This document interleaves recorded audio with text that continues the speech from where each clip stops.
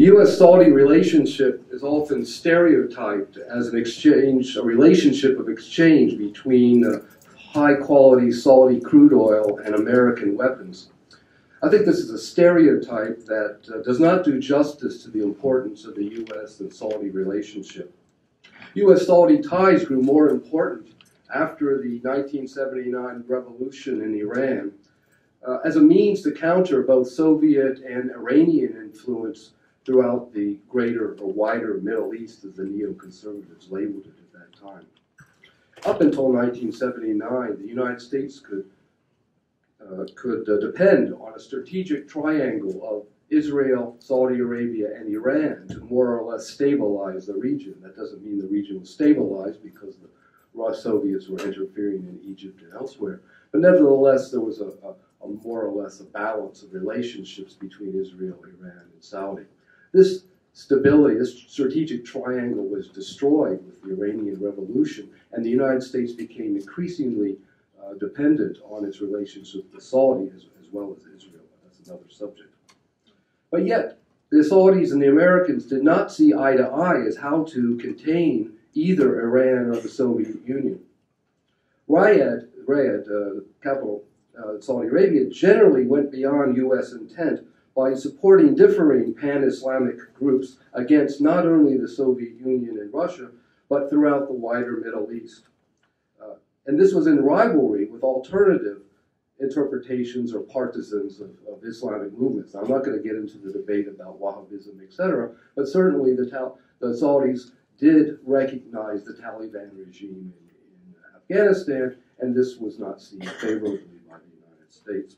At the same time, however, the Saudis began to realize they had a real internal threat from differing Sunni movements, bin Laden in particular, and al-Qaeda. Now, in this particular crisis, in the crisis right now, the Saudis see themselves as encircled on a number of crucial fronts. First, which I'll talk about, is the U.S. rapprochement with Iran. The second is al-Qaeda in Yemen.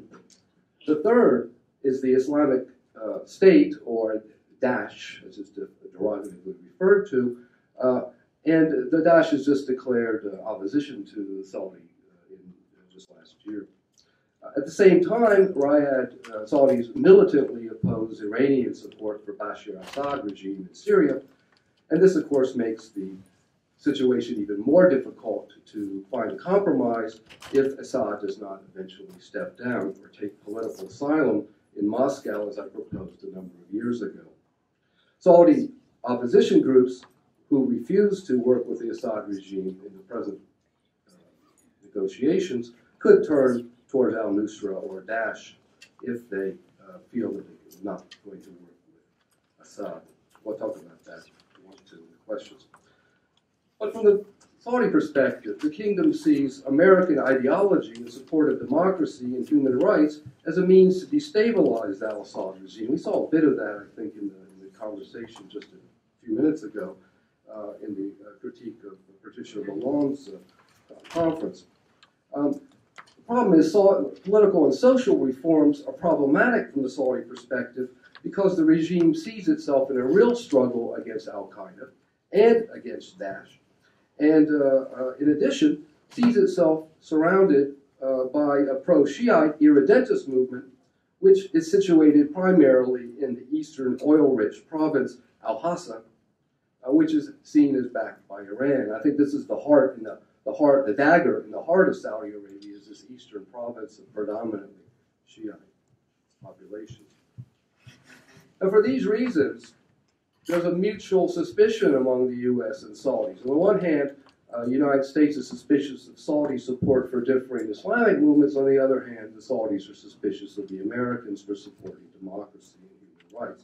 At the same time, the relationship is characterized by mutual use and mutual manipulation. As I mentioned, arms for oil is one of the most obvious, but nevertheless, the United States is seen as pressing the Saudis to diversify, to liberalize their economy, which is overly dependent on oil exports. I would agree objectively that is a real issue, and the Saudis need to consider this, and particularly in the crisis they're facing right now. But as I said a minute ago, the Americans also accused Riyadh of recognizing the Taliban and supporting, whether through governmental or private funding, differing Islamic partisan movements throughout the wider Middle East. Notice I use the term partisan as opposed to terrorist, because sometimes one's terrorist is one's best friend, and one's best friend is a terrorist, depending on which point of view you take. Now, with a cautious rapprochement with Iran, the U.S. is presently playing what the Obama administration calls a balance of power game in order to once again counterbalance the three predominant powers in the region: Israel, Iran, and Saudi Arabia. The question, however, is this is not the Cold War period. This is a totally different period of the Middle East, of the crisis, a situation, social and economic situation in the Middle East. And it's not clear that the United States can clearly hold the balance between these three rival states, Israel, Iran, and Saudi Arabia, as they did during the Cold War. On the one hand, the Obama administration has been engaging with an approachment with Iran in order to prevent that country from developing an atomic weapons and missile capacity that could cause a nuclear arms race in the Middle East. Here, the Saudis have been at least threatening to look towards Pakistan for nuclear backing, but this is more, in my view, more of a threat than a reality. On the other hand, on the Saudi perspective, argues that the United States' rapprochement with Iran does not check Iranian regional ambitions in Yemen, Lebanon, Iraq, and Syria, nor does it check its missile program. And the announcement this week that Iran's Islamic Revolutionary Guard Corps fired off mid-range missiles has raised both fears in Israel and Saudi Arabia. This missile test does not help calm Iranian and Saudi tensions, even if the U.S. has promised to sanction Iranian entities, Iranian firms, or other businesses with alleged links to the Iranian missile program. The situation is dangerous in that it appears to be polarizing a Sunni versus Shiite struggle, even if the situation is much more complex than that, with Sunni partisan groups like Al-Qaeda and Al-Nusra and Islamic State fighting among themselves with other Sunni groups. But the polarization is illustrated by the fact that the whole Gulf Cooperation Council, Saudi Arabia, Kuwait, United Arab Emirates, Qatar, Bahrain, and Oman, has in March 2016 denounced Hezbollah as a terrorist organization. Hezbollah's actions in Syria, Yemen, and Iraq have been depicted as a threat to Arab national security. This threatens a regional conflagration. Now, the main threat in here, and this from the Saudi perspective, and it was mentioned a bit briefly by Jacques Maillard earlier on in the debate, is the observation or the fact that the United States intervention in Iraq has turned, into Saudi view, Iraq into basically a vassal of Iran. In 2005, the Prince Saud al-Faisal asserted, the Iranians now go into every government of Iraq, pay money, install their own people, put their own, even establish police forces for them, arms and militias that are there, and reinforce their presence in these areas. And they are being protected in doing this by the British and American forces in the region. Now we are handing the whole country over to Iran without reason. From the Iraqi perspective, from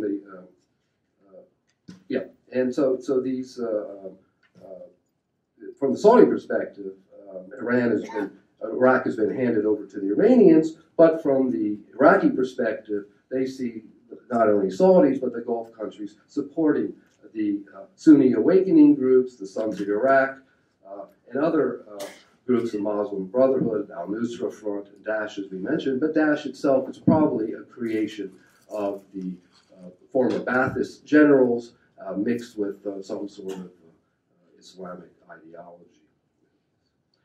Now, these essentially pan-Sunni organizations all oppose the Iraqi regime and Assad in Syria, and which are both regimes perceived to be repressive and pro-Iranian. On the Iranian side, there are presently at least a dozen Shiite Islamic resistance militias who are now battling in alliance with the Kurdish Peshmerga, and indirectly with coalition forces against Daesh. And this could lead to a situation in which Iran's surrogates could take large sections of Iraqi territory under Iranian or under the control of these pro-Shiite militias,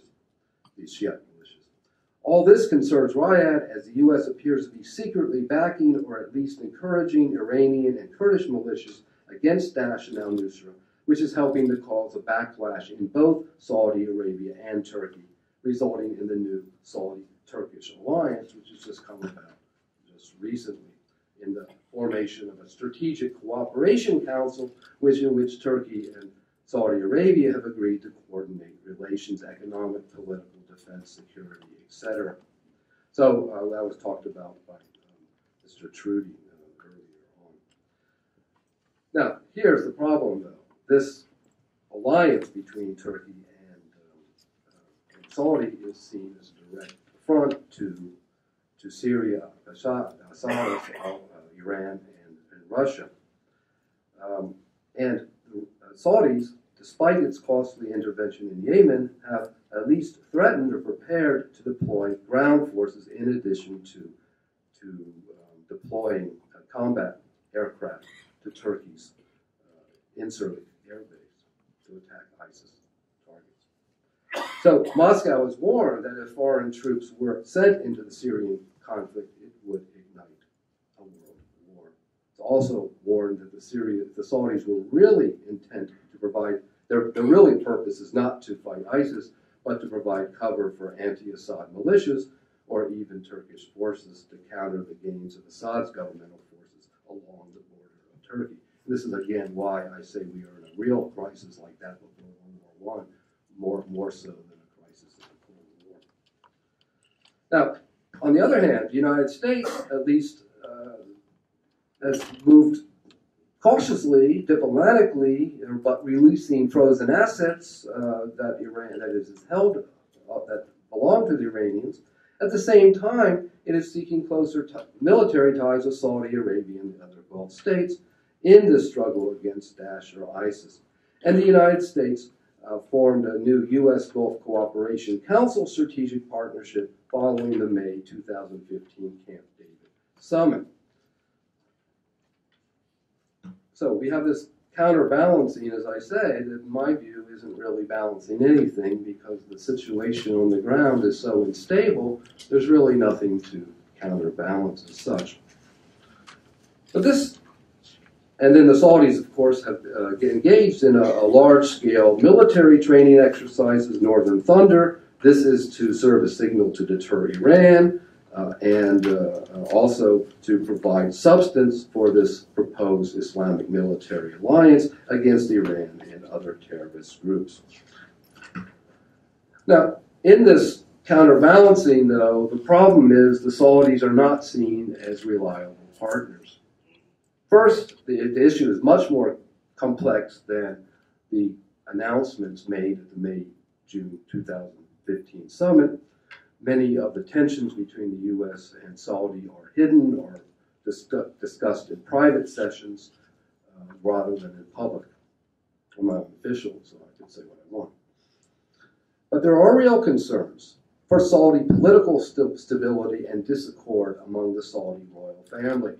Criticisms of an anonymous Saudi prince have been circulating among senior members of the royal family, and this appears to forewarn a new succession crisis. If we look at the crises in the Middle East, most of them were succession crises. Mubarak in Egypt, Ben Ali in Tunisia, Gaddafi in Libya. Assad is in the midst of a succession crisis. It's only time before he falls. But now the Saudis.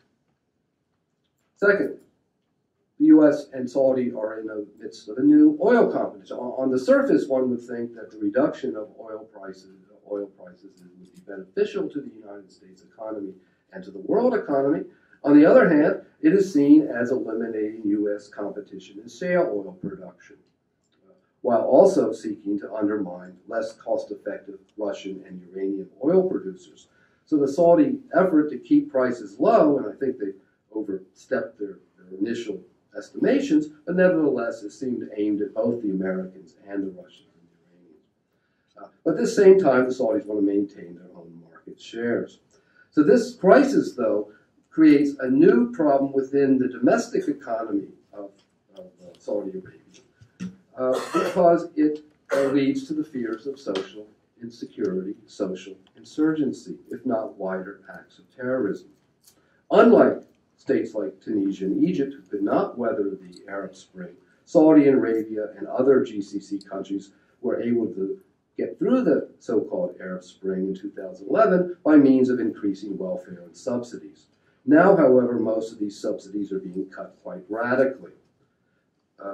It was just announced, for example, I don't want to go into details for go to do, but it just announced that Saudi will be borrowing $6 to $8 billion to weather through the crisis. This is the first time the Saudis have borrowed that kind of money in a decade. It's not totally significant. It's not relative to the Saudi economy. It's not that great, but nevertheless indicates that there are problems. This is because energy subsidies have represented about 20% of the Saudi GDP, and extensive subsidies for food, housing, water, and a wider range of consumer goods. So they're even talking about a value-added tax of 5%. In fact, the whole Gulf countries are down in Qatar are actually talking about a tax down there. It's quite amazing. Talking about 2%. Look at our taxes in France. So the Saudis, but the problem is the budget cuts lead to protests. Saudis under the age of 30 make up 2/3 of the population. Roughly 30% of those do not possess jobs, according to some reports. There are also unconfirmed reports that the poverty rate in Saudi Arabia has reached as much as 25% of the population. I can tell you the Gulf countries talk about Saudis coming over looking for jobs in the other Gulf countries. This is not a good situation. Next factor is the Saudi intervention in Yemen. I won't go too far into this, but this is proving to be a political and human rights disaster and could become a major source of internal dissent if it continues. The problem is there has been no clear exit strategy or real strategy in fighting this war. It is costly and bloody. As one observer put it, many Saudis are sickened by the sight of the Arab world's richest country pummeling its poorest. Now, the Saudi foreign minister, to be fair, has recently stated that the kingdom remains committed to a political solution, and they have supported the efforts of the UN Special Envoy to resolve the crisis on the basis of UN Resolution 2216. Nevertheless, the crisis is far from over. Here, the Iranian Guards, Revolutionary Guards, have promised the Houthis similar support as they have given the Syrian government, but the Houthis themselves would prefer, according to recent reports, a peace accord rather than aligning themselves more closely with Iran. And I don't think Iran really has any business meddling in Yemen directly. Their purpose is simply to fuel the fire.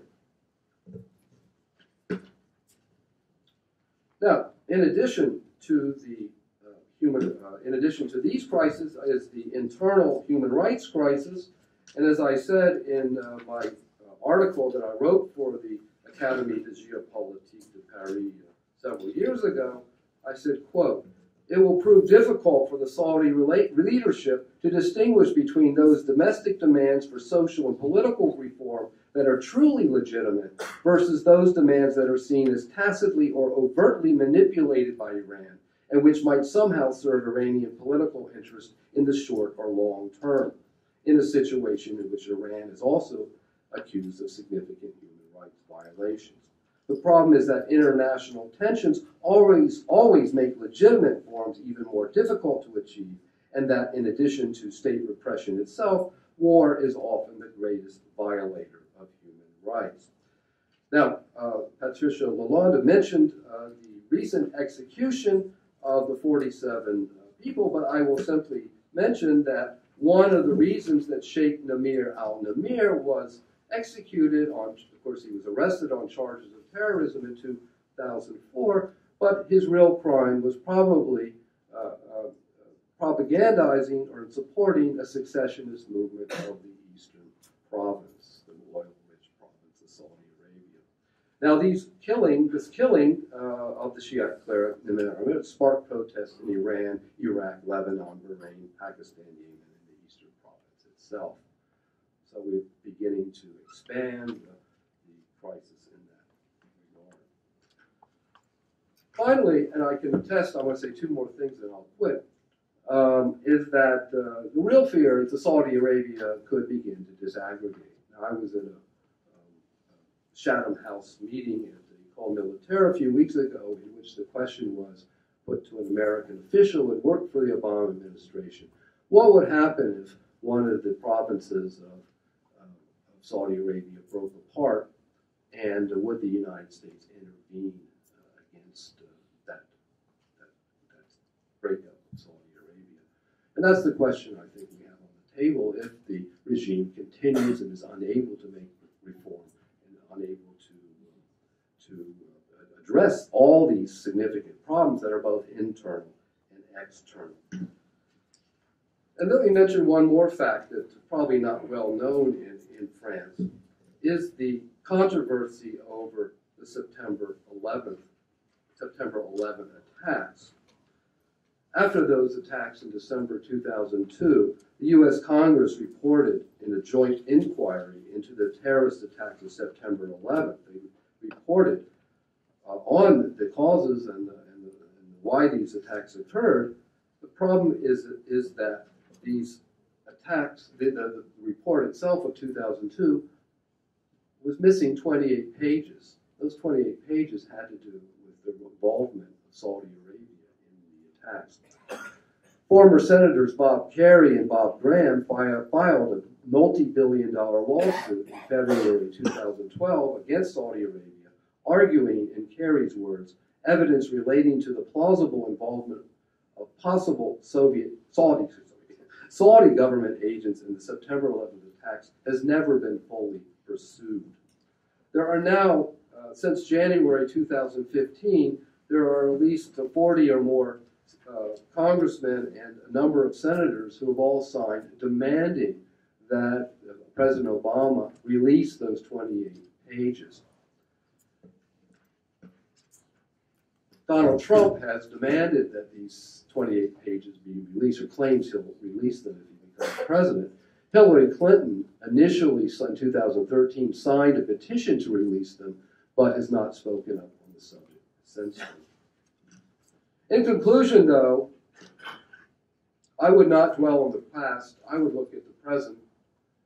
I think it's important for the United States to rebuild its relationship with Saudi in coordination with Russia and the Europeans in a way that brings Saudi and Iran closer to ameliorate, at least reduce the tensions that, and the first step of that is the political reconciliation process in Syria. Now you have two neighbors, Oman and Qatar, who are could be mediators in a rapprochement between the Saudis and the Iranians, because both of them have the most to lose if Saudi and Iran continue this fruitless ideological and geopolitical and economic rivalry. I would suggest that our leaders think very concisely and coherently in developing a concerted strategy with the Russians as well in attempting to bring Saudi and Iran into conciliation. Thank you very much.